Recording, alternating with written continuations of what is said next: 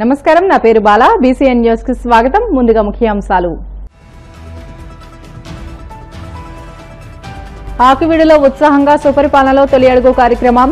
ఇంటింటికి వెళ్లి ప్రభుత్వ సంక్షేమ పథకాలను వివరించిన హోంమంత్రి అనిత. ఢిల్లీ లిక్కర్ స్కామ్ కంటే వైసీపీ హయాంలో జరిగిన లిక్కర్ స్కామ్ అతిపెద్దది. విమర్శలు గుప్పించిన మంత్రి నిమ్మల.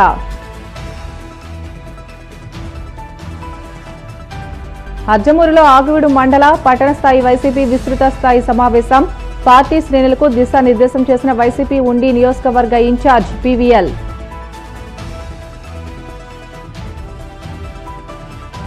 వేల కోట్ల రూపాయల విలువైన ప్రభుత్వ భూములను తమకు కావలసిన వారికి కారు చౌకగా కట్టబెడుతున్నారు. కూటమి ప్రభుత్వంపై ధ్వజమెత్తిన మాజీ మంత్రి అమర్నాథ్.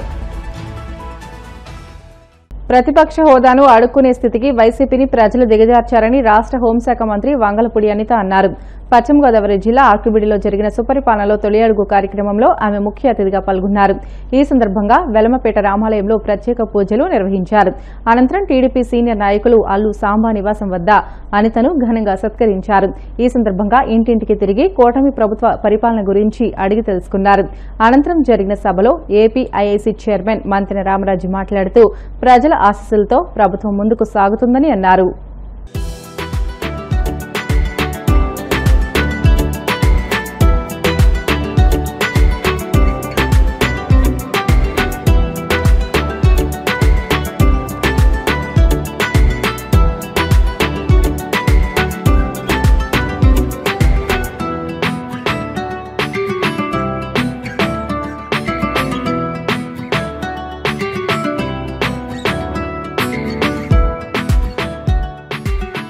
నమస్కారం. మా అందరి మీద ఉన్న ఆదరాభిమానాలతో ఇక్కడికి ఇచ్చేయడమే కాకుండా మా అందరితో కూడా ఈ కార్యక్రమంలో పాల్పంచుకున్న అన్ని నియోజకవర్గ ప్రజలందరికీ కూడా పేరు పేరున ధన్యవాదాలు, నమస్కారాలు తెలియజేసుకుంటూ ప్రత్యేకంగా ఆకివీడు గ్రామ ప్రజలందరికీ కూడా ప్రత్యేకంగా ధన్యవాదాలు, నమస్కారాలు తెలియజేసుకుంటున్నాం.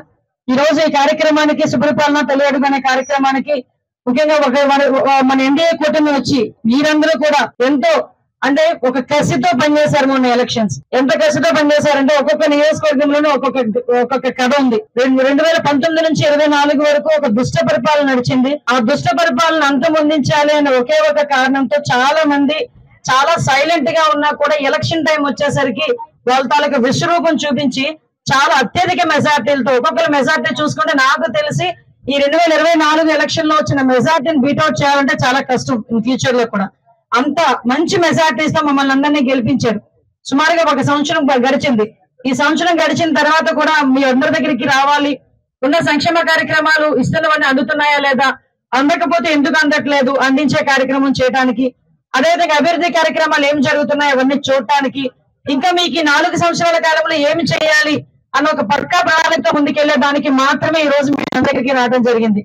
ఈ రోజు ఈ కార్యక్రమానికి మీ అందరి అభిమాన నాయకుడు మన RRR గారు రఘురామకృష్ణరాజు గారు అనేకైనా RRR గారు అంటేనే అందరికీ కూడా RRR సినిమా ఎంత సక్సెస్ అయిందో ఈ RRR నేమ్ కూడా అంతే సక్సెస్ అయింది. లాస్ట్ 5 సంవత్సరాల్లోని కూడా ఎక్కడా కూడా దేనికి భయపడకుండా తనకు జరిగిన అన్యాయమే కాదు ఆంధ్రప్రదేశ్ రాష్ట్రానికి జరుగుతున్న అన్యాయం గురించి కూడా ప్రతిరోజు చాలా ఓపికగా తను ఎక్కడున్నా ఏం చేస్తున్నా కూడా ప్రెస్ ద్వారా తన వీడియోల ద్వారా ప్రజలందరినీ మోటివేట్ చేయడమే కాకుండా తన సొంత పార్టీలో ఎంపీగా గెలిచిన తర్వాత వైఎస్ఆర్సీపీ పార్టీలో ఎంపీగా గెలిచిన తర్వాత వాళ్ళు చేస్తున్న అఘాయిత్యాలకి అకృత్యాలకి ధీటుగా వాళ్ళ వ్యతిరేకంగా పోరాటం చేయడమే కాకుండా ప్రాణం మీద కూడా తెచ్చుకున్న పరిస్థితి మీ అందరికీ కూడా తెలుసు. నరసాపురం నియోజకవర్గంలో అడుగు పెట్టాలంటే ట్రైన్ ఎక్కిన ట్రైన్ ని కూడా దింపేసిన పరిస్థితి. ఎందుకంటే నేను చాలా క్లోజ్ గా మానిటర్ చేసుకునే వాళ్ళం, నేను మా రామరాజు గారు మేమందరం కూడా ప్రతిపక్షంలో ఉండి మేమే కాదు మీరు ఒక రకంగా బాధ్యత అయితే మేము ఒక రకంగా బాధ్యత లాస్ట్ గవర్నమెంట్ లో. సో ఇవన్నీ కూడా మానిటర్ చేసుకున్నాం. ఆఖరికి ఈ రోజు గౌరవ RRR గారికి ఉండి నియోజకవర్గం అత్యధికంగా మెజార్టీ ఇచ్చి ఆశీర్వదించారు.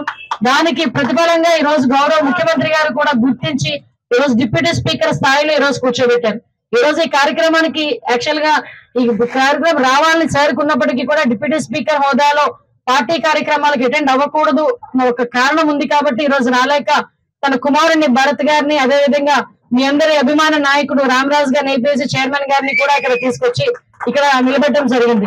ఈ రోజు నేను అనుకున్నా లేట్ అయింది, ఫ్లైట్ లేట్ అయింది, జనాలు ఇబ్బంది పడతారేమో అనుకున్నాను. కానీ మీ అందరి ఆదరాభిమానాలు ముఖ్యంగా మీ అందరి ఆప్యాయత, ముఖ్యంగా మీ అందరి రిసీవింగ్, మర్యాదలకి మారుపేరు అంటారు గోదావరిని.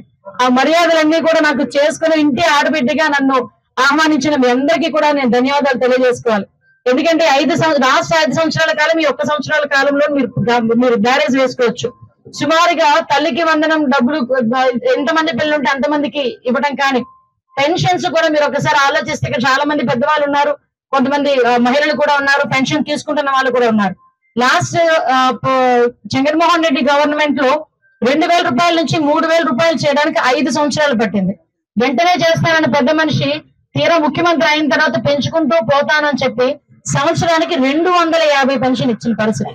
ఈ రోజు అలా కాకుండా గౌరవ చంద్రబాబు నాయుడు గారు కూటమి ప్రభుత్వం వచ్చిన తర్వాత పవన్ కళ్యాణ్ గారి ఆధ్వర్యంలో, చంద్రబాబు నాయుడు గారి ఆధ్వర్యంలో, ఈ రోజు లోకేష్ బాబు గారి సారథ్యంలో పెన్షన్ విధానాన్ని 3,000 రూపాయల నుంచి 4,000 రూపాయలకి 1 నెల ముందు నుంచి కూడా ఏర్పాటు చేసే పరిస్థితి కూడా మీ అందరికీ కూడా తెలుసు. వెహికల్స్ పాడైపోయినాయి ఎమ్మెల్యేలు చెప్తారు, మా డిపార్ట్మెంట్ వాళ్ళు చెప్తారు. కనీసం వాళ్ళు నాకు ఆ మాట చెప్పలేదు. నాకు ఫోన్ చేసి అనిత నేను మీ డిపార్ట్మెంట్ కి 5 వెహికల్స్ ఇస్తున్నానమ్మా అని చెప్పి ఆ రోజు నాకు చెప్పడం, అదే విధంగా 5 వెహికల్స్ కూడా ఈ రోజు మా డిపార్ట్మెంట్ వాళ్ళకి హ్యాండ్ ఓవర్ చేయడం. అలాగే కాకుండా ఈ రోజు నేరాల నియంత్రణలో సీసీటీవీ కెమెరాస్ ఎంత ప్రాధాన్యత ఉందో మీ అందరికీ కూడా తెలుసు.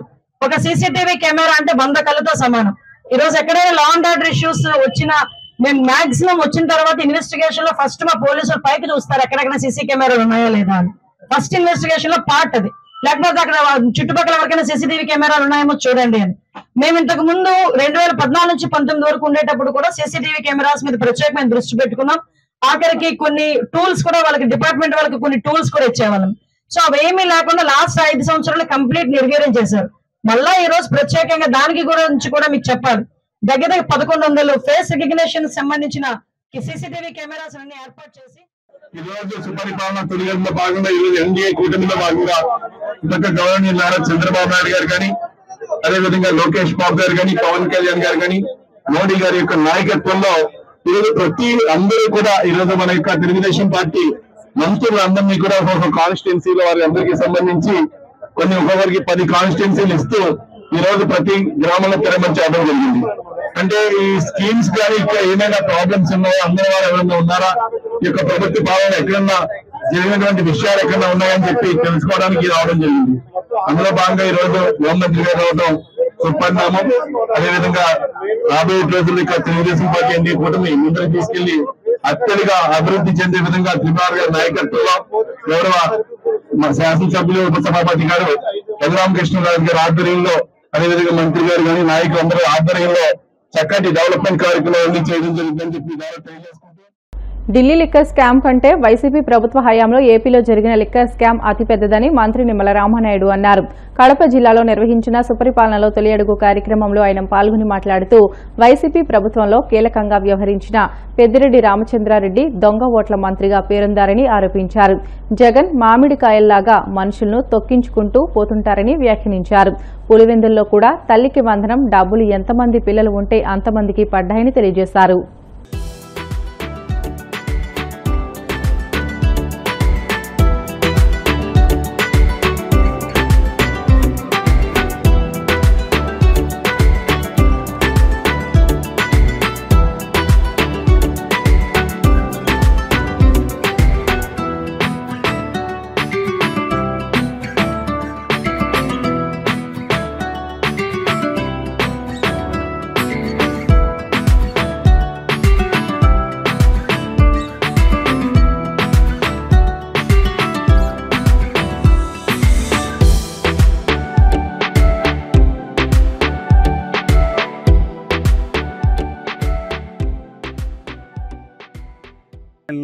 తొలి అడుగు కార్యక్రమంలో భాగంగా రైల్వే కోడూరు నియోజకవర్గం ఇచ్చేసినటువంటి సందర్భంగా ఏ ఇంటికి వెళ్ళినా, ఏ గడప దగ్గరికి వెళ్ళినా కూడా ఈ సంవత్సర పరిపాలన పట్ల పూర్తి సంతృప్తిని, సంతోషాన్ని, ఆనందాన్ని వ్యక్తం చేస్తున్నటువంటి పరిస్థితి. జగత్తుకి జలం అనేది మూలం. చరిత్ర కూడా చెప్తూ ఉంది, ఎక్కడ నీళ్లుంటే అక్కడే నాగరికతలు అభివృద్ధి చెందే చరిత్రలో కూడా. అందుకే ఆ రోజు ఎన్టీ రామారావు గారి దగ్గర నుంచి ఈ రోజు చంద్రబాబు నాయుడు గారి వారు ఒక తెలుగు గంగ, ఒక అంద్రీనేవా, ఒక గాలేరు నగరి, ఒక ఎల్ఎల్సి, ఒక హెచ్ఎల్సి, ఒక కేసీ కెనాల్, ఏ పేరు చెప్పండి, ఏ ప్రాజెక్ట్, ఏ రిజర్వాయర్ పేరు చెప్పండి, గుర్తుకొచ్చేది తెలుగుదేశం పార్టీ, అన్న ఎన్టీఆర్, చంద్రబాబు నాయుడు గారు. మరి అంతేకాదు పర్టికులర్ గా ఏదైతే అన్నమయ్య, ఎందుకంటే ఈవేళ రాజంపేట గాని లేదంటే ఈ రైల్వే కోడూరు గాని ఇక్కడ సంబంధించినటువంటి కొన్ని గ్రామాలు గాని ఇక్కడ ఉన్నటువంటి చెరువులు గాని ఆ రోజు కట్టలు తెగినాయి అని అంటే దానికి ఆ రోజు అన్నమయ్య ప్రాజెక్టు మరి ఆ రోజు కొట్టుకుపోయినటువంటి పరిస్థితి. మరి ఆ రోజు పించా ప్రాజెక్ట్ ఆ రోజు మొదట కొట్టుకుపోతే వార్నింగ్ ఇచ్చారు, పించా కొట్టుకుపోతుంది ప్రాజెక్ట్,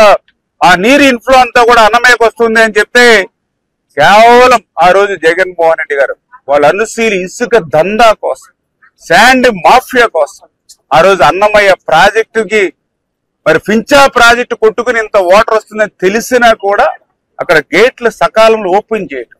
ఎందుకంటే అన్నమయ్య క్రింద అంతా కూడా పెద్ద ఎత్తున శాండ్ మాఫియా నడుస్తూ ఉంది. వాళ్ళ వెహికల్స్ ఉన్నాయి, వాళ్ళ మిషనరీ ఉంది, ఆ మిషనరీని వెహికల్స్ ని ఇవన్నీ జాగ్రత్త పెట్టుకోవాలనే ఆలోచనతో ఆ యొక్క అన్నమయ్యను కూడా ఇన్ టైంలో ఓపెన్ చేయకపోవడంతో, అందుకే ఇది ప్రకృతి తప్పిదం కాదు, మానవ తప్పిదం. ఆ రోజు జగన్మోహన్ రెడ్డి తప్పిదం అన్నమయ్య ప్రాజెక్టు కొట్టుకుపోవడం. అన్నమయ్య ప్రాజెక్టు కొట్టుకుపోవడం అంటే దగ్గర దగ్గర మరి 15-20 గ్రామాలు తుడిచిపెట్టుకుపోయినటువంటి పరిస్థితి, దగ్గర దగ్గర 40-42 మంది చనిపోయినటువంటి పరిస్థితి. ఆ రోజు తాడేపల్లి రాజ్యప్రసాద్ వదిలి కాలు బయటికి పెట్టి ఎవరైనా పలకరించాడు మీ గ్రామాల్లో? ఆ రోజు తప్పు జారి ఎప్పుడైనా వస్తే 144 సెక్షన్లు, 30 యాక్ట్లు, పరదాల మాటున, బ్యారికేడ్ల చాటున మరి ఒక నిరంకుశత్వమైన నియంతృత్వమైన పాలనలో ఆ రోజు తాడేపల్లికి మరి పరిమితం అయిపోయినటువంటి పరిస్థితి. అందుకే ఈ రోజు మళ్ళీ కూటమి ప్రభుత్వ అధికారంలోకి వచ్చాక మొన్ననే కడపలో జరిగిన మహానాడులో స్పష్టంగా చంద్రబాబు నాయుడు గారు కూడా హామీ ఇవ్వడం జరిగింది. ఏదైతే అన్నమయ్య ప్రాజెక్టుకు సంబంధించి మళ్ళీ ఎస్టిమేషన్ రీఎస్టిమేషన్ వేసి, ఎందుకంటే అది సిడబ్ల్యూసి అది 8 లక్షల క్యూసెక్ల ప్రకారం అని చెప్పి ఎస్టిమేషన్లు బాగా ఎక్కువగా ఉండి చేయలేనటువంటి స్థితిలో ఉంటే దాని వాస్తవికమైనటువంటి పరిస్థితిని అంతా కూడా ఎస్టిమేషన్ వేసి ఆ అన్నమయ్య ప్రాజెక్ట్ ని కూడా మళ్ళీ పునర్నిర్మాణం చేయలేనిటువంటి ఆలోచనతో ఈ ప్రభుత్వం ఉండడం అనే విషయాన్ని కూడా ఈ సందర్భంగా మరి మీ ద్వారా ఇంకొకసారి తెలియజేసుకుంటూ, ఈ రకంగా రాయలసీమ అభివృద్ధికి సంక్షేమానికి ఎప్పుడు కూడా ఈ ప్రభుత్వం పనిచేస్తుంది. ఈ రైల్వే కోడూరు నియోజకవర్గం కూడా మరి మంచి నియోజకవర్గం, ఎందుకంటే ఇప్పుడే మేము చూస్తూ ఉంటే మా పచ్చని కోనసీమను మించి మంచి అందంగా ప్రకృతి పులకరిస్తూ ఉన్నటువంటి పరిస్థితి. ఇటువంటి ఏదైతే ఈ రైల్వే కోడూరుకి సంబంధించి ఇప్పుడే నేను కూడా చూడడం జరిగింది, ఏదైతే కుంజా నదికి సంబంధించి మరి గతంలో కూడా బిల్డింగ్స్ అవన్నీ కూడా నదిలోకి ఆ ఫ్లడ్ టైంలో కూలిపోతున్నటువంటి పరిస్థితి. అది 2013లో ఒకసారి, 2017లో ఒకసారి నిధులు అయితే మంజూరు చేస్తున్నట్టుగా శాంక్షన్ ఆర్డర్లు ఇస్తున్నారు కానీ ఆచరణలో చూడనటువంటి పరిస్థితి. నేను కూడా మొన్న ఇరిగేషన్ శాఖ మంత్రిగా అయిన తర్వాత మరి నాట్ స్టార్టెడ్, ఎందుకంటే స్టార్ట్ చేయనటువంటి పనులు క్యాన్సిలేషన్ చేయాలని గవర్నమెంట్ జీవో ప్రకారం అది రద్దయిపోయినటువంటి పరిస్థితి ఉంటే ఈ నియోజకవర్గంలో ఉన్నటువంటి మీరందరూ ఇచ్చినటువంటి ఫీడ్బ్యాక్ ని బట్టి దాని అవసరాన్ని మీరు తెలియజెప్పడంతో మరి ఏదైతే ఆ పనులకు సంబంధించి మరి 38,40,00,000 రూపాయల నిధులను కూడా మరి ఈసారి మనం కూడా మంజూరు చేయడం జరిగింది. బ్రిటన్ లో షార్ట్ బ్రేక్ తీసుకుందాం. Stay with us.